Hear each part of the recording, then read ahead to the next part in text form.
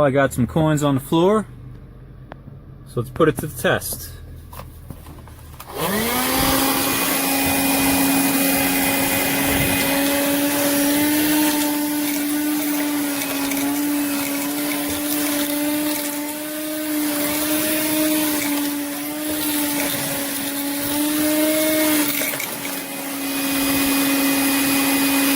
The trick's pretty good, huh? Okay guys, well I got the coins in there. I want to show you how easy this is to get to them and how easy it is to clean this in general. You have a release button right here. It's the one connected to the LED. Just push that down. And that's the release. Got the filter inside.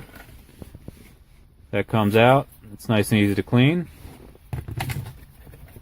And then you see you got all the coins that were.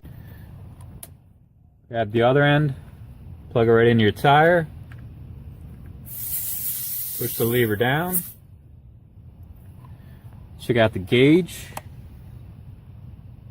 in your tires, go to the power button here, and if you pull back on it, it's actually going to add air into your tire.